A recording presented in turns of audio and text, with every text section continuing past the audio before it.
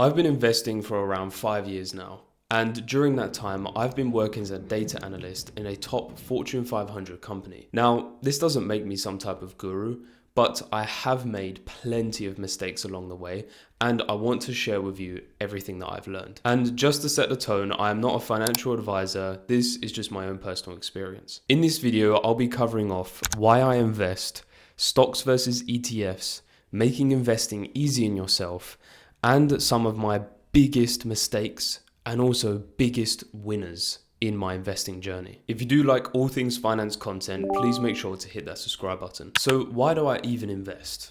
Well, it's not about greed, it's more about freedom. My long-term investing journey isn't about buying a Lamborghini or a Rolex or an expensive bag with my profits.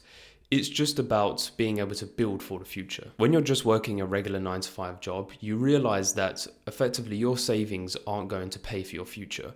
You're going to have to take it into your hands and invest your money long term. Because working 9-to-5 pays the bills, but investing builds your future. But one of the main reasons why I invest is that I know that when I put my money into the stock market or gold or premium bonds, whatever it may be, I know that I'm going to be getting a return on that is always better than the savings interest rate that a regular high street bank is going to give you. I'm looking to retire early and live off my investments, both from my ISA, stock portfolio, and also retirement. It's all about having that financial freedom later on in life when you are potentially too old to work. Maybe there is something bad that happens in your life with an accident, which means you can't work.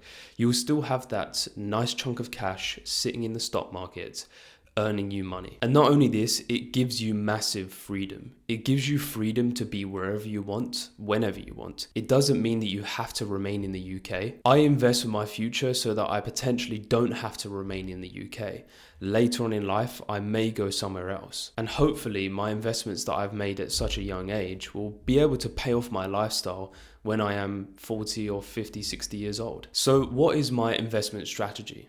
Well, to put it quite simply, about 90% of all of my assets sit in the S&P 500. I've purposely reallocated funds over the years into the S&P 500 just because it's been giving me a decent 10 to 12% per year. All of these other risky stocks and assets that I've invested to in the past years haven't really yielded me the same results, and it's just taken so much of my time. Effectively, my investment strategy is when my salary payment comes in each and every month, I will put aside between 50 to 60% of my salary into the stock market, gold, and my other investments. If you would like me to make an entire video on all of my investments breakdown, then please make sure to let me know in the comments and also subscribe for that video. I just use one of the regular trading platforms in the UK, investment platforms, and this all goes into my ISA. Of the rest of that chunk that I've set aside, I then put some into just a regular savings account that pays me about 4.5% interest, and this is with JP Chase. I then have a secondary regular invest account that is outside of my ISA, and I'll effectively use this invest account as a bit of a playground for me to invest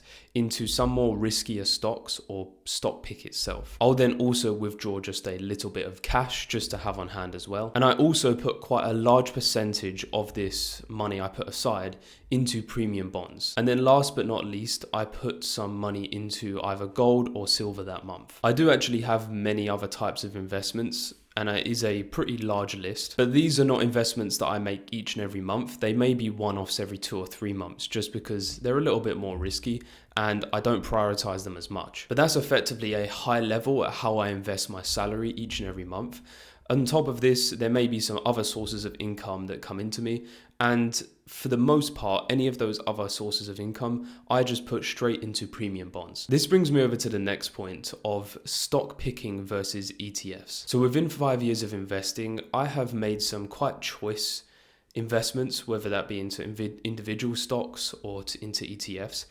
Early on in my journey, I did invest into predominantly just stocks. I didn't really know too much about ETFs, and some worked and some didn't. And a little bit later in the video, I'll get into the mistakes that I've made. But in my opinion, picking stocks or choosing ETFs, I always go down the road of choosing ETFs. Now, if you're watching this video and you're a slightly beginner investor, an ETF is basically an exchange traded fund, and it takes 500 of the top American companies and puts them into one fund that you can effectively buy.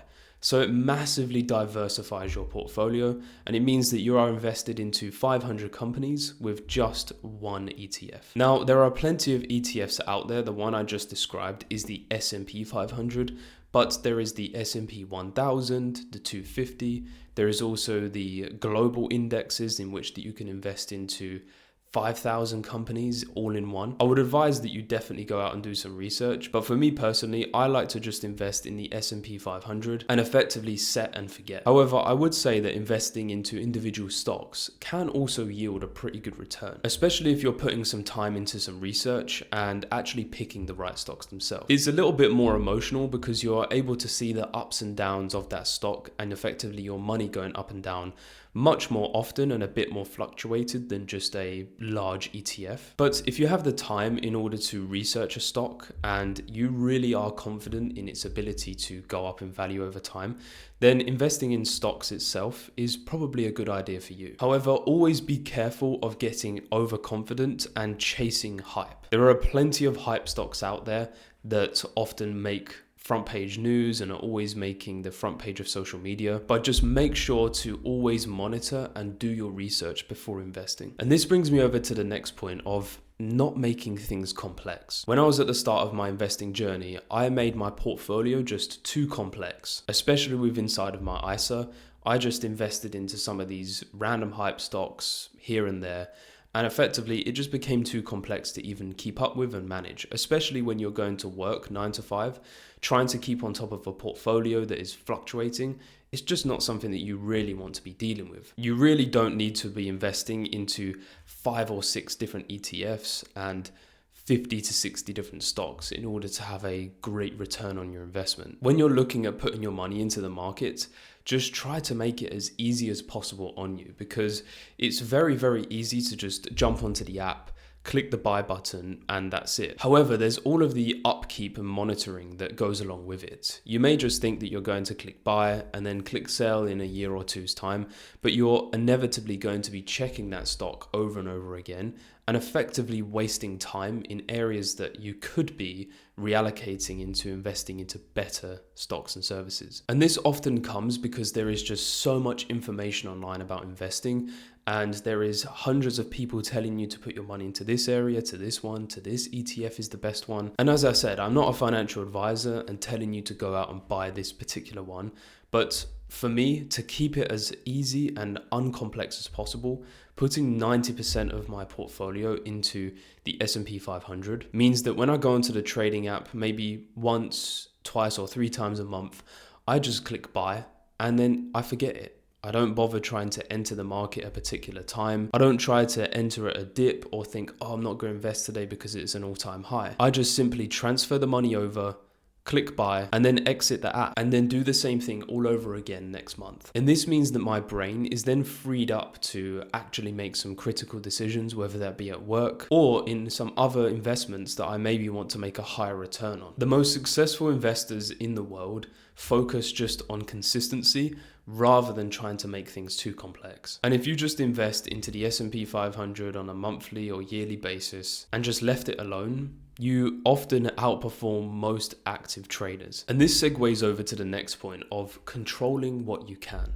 You cannot control the market performance, and you also can't control how much gains you're going to be making that year. But the things you can control is how much you save, how long you stay invested, the costs and the fees of that platform you're using, and your emotions. Rather than trying to control your portfolio to be as optimized and as unbelievably bulletproof as possible, try to just control consistency. You can control consistency on a monthly basis. You can dictate and set how much you save each and every month, how much you invest each and every month. You can also control how long you stay invested. Rather than panicking when there's a market sell-off, you can control to stay in the market and then sell in 10 years, 15 years from now. Controlling your costs is something that you can do. We are living in the modern world, and there is so much choice of investment platforms, which means that you can choose a place with no fees, lower fees, medium fees, or even high fees. And the reality of it is that real investing comes from discipline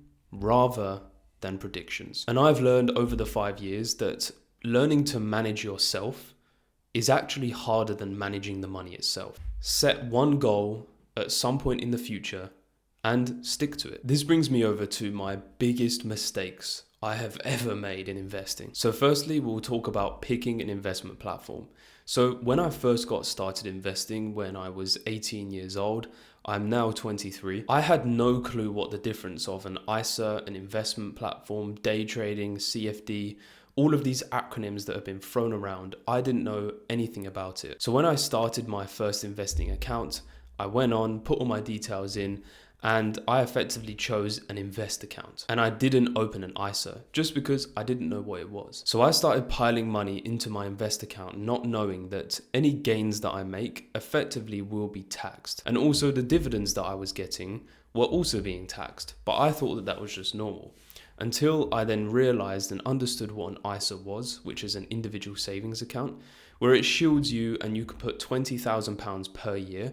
The dividends are tax-free, the gains are tax-free, and I thought that this was just an absolute godsend. So that was mistake number one, is not understanding the investment type accounts. And just a personal recommendation is that if you are in the UK, open up an ISA rather than an invest account if you're going to be investing £0 to £20,000 per year. And that first mistake didn't cost me a huge amount of money. It cost me the tax percentage on my dividends. And also when I sold my stock in that portfolio and then switched it over to my invest account, I did have to pay a very small amount of tax. However, if I would have let that carry on into the future and then sold my gains when it was at a much, much higher percentage, then I would be really kicking myself right now. The mistake number two for me was not investing enough per month.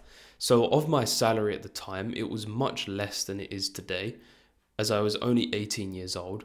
However, I definitely could have been investing more than I actually was. I was spending not so much recklessly, but I was just spending more on areas that I really didn't need to, like eating out way too much, ordering takeaway too much.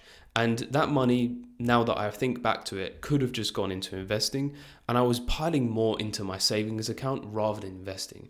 The main reason for this is just because I was effectively scared of losing that money. I didn't want that money to vanish, so I thought spending it on going out to eat, buying drinks and alcohol was a more worthwhile thing. It's only until you get older and realize that eating out, going out for drinks is going to be around forever, but locking in those gains from young is something that you can't go back in time and do. So that was mistake number two. Now, my mistake number three was getting way too overconfident when I got some early gains on some of the stocks that I picked. 5 years ago, when I picked some individual stocks, I thought I was an absolute genius for making X amount of money on that stock, for it to only a week later to tank by 10 or 15%. I was effectively playing with fire, and in those early days, I should have just cashed out on some of the stocks.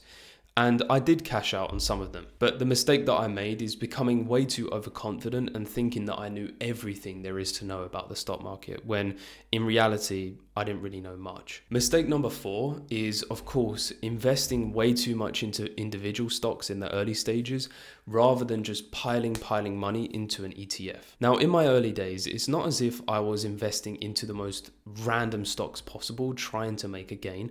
I was invested into the Amazons, Microsofts, Googles that are already in the large ETFs. But effectively, the mistake here was just time wasting. It was just such a waste of time going through looking at these types of stocks rather than just piling money into the ETF and forgetting about it. I spent more time looking at that individual one, thinking, is it going to go up? Is it going to go down?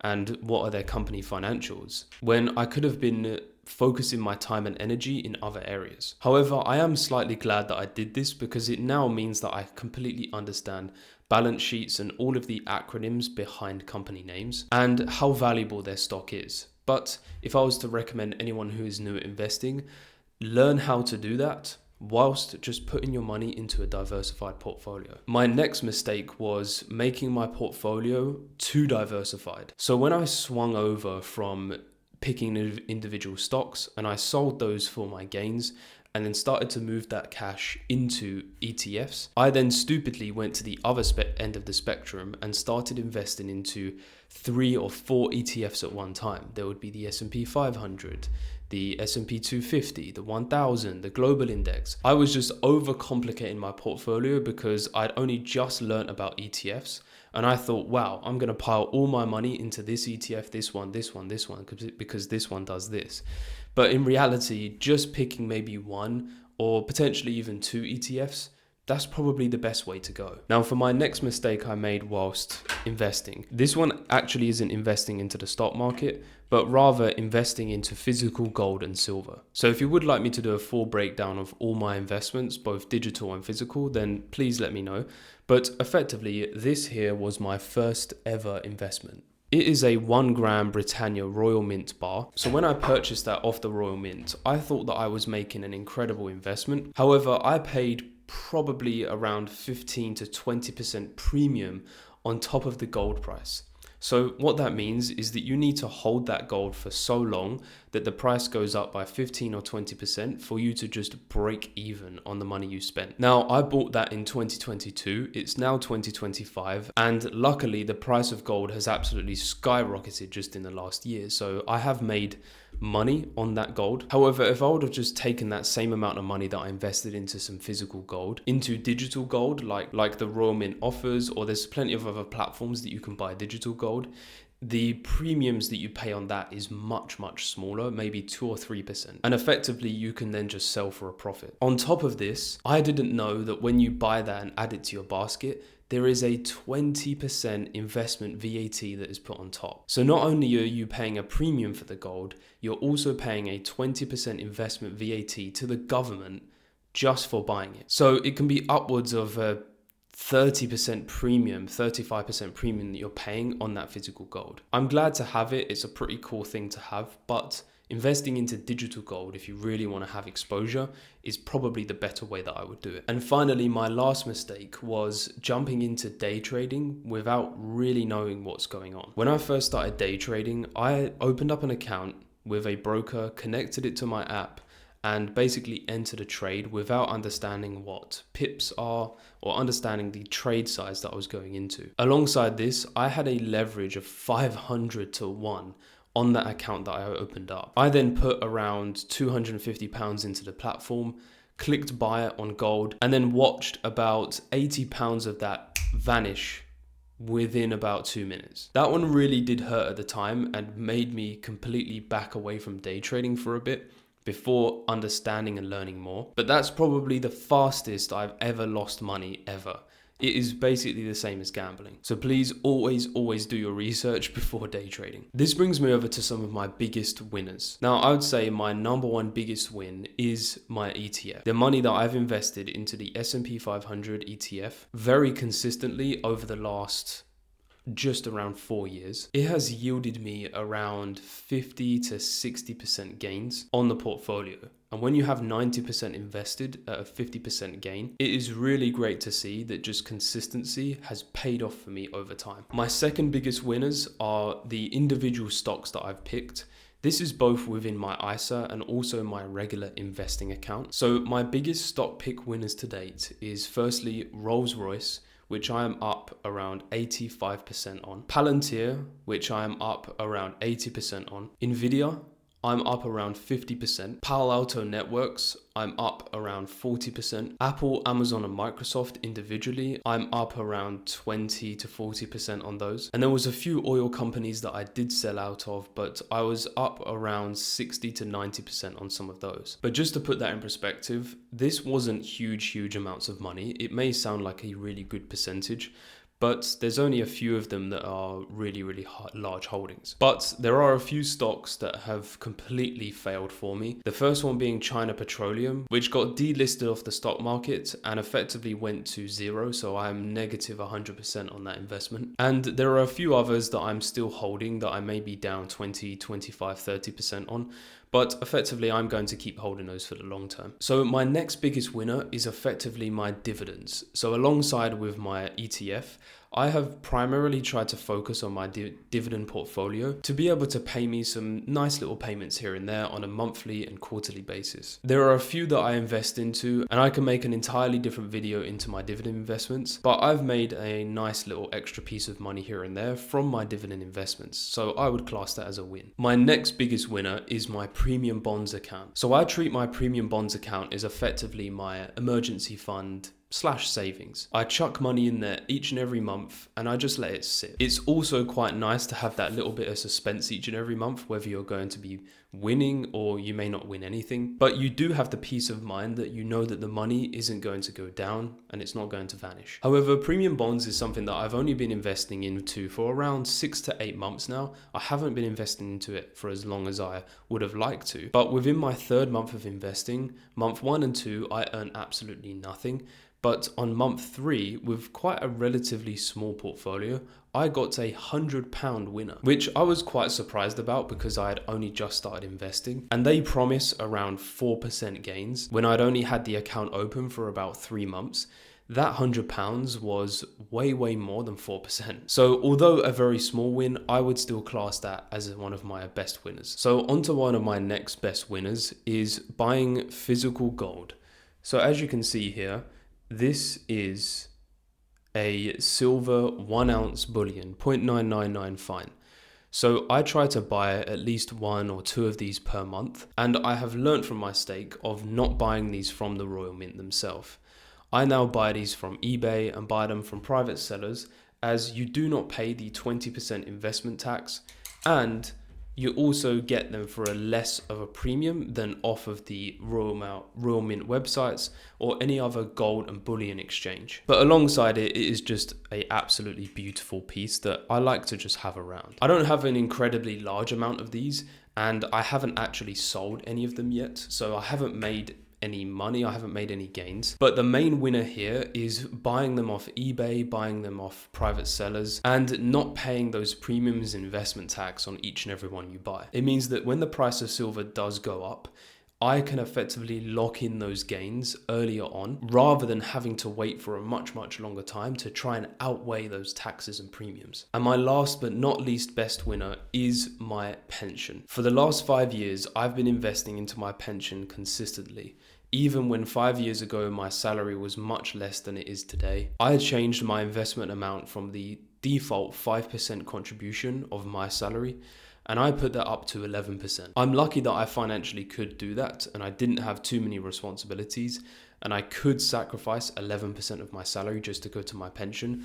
But I knew that early on, locking in those pension gains for the long term is going to massively benefit me when I'm 50 or 60 years old. Alongside this, I changed out of my default pension about 3 years ago, and this has massively skyrocketed my pension amount, which I think is one of the best gains. Alongside this, I've consistently added extra amounts of money into my pension here and there. For example, whenever there is some sort of benefit selection at work, I will opt to put a quite large percentage of that into my pension as it is not taxed. So some of my final thoughts is that hopefully within 5 years from now, when I've been investing for a decade, I really hope that I've hit some of my milestones and goals, and that I can potentially look back on this video and yeah, I'm still doing stuff 5 years ago that I'm doing the same today. If you really did like this video and found it helpful, please make sure to hit the subscribe button and also give the video a like. If you didn't like the video, please give it a dislike and let me know why in the comments. Let me know down in the comments if you would like me to make a video of me breaking down all of my investments that I have, and also watch my other video right here. If you do like travel content, please make sure to check out my travel channel and subscribe there if you like that as well. Thanks, and I'll catch you in the next one.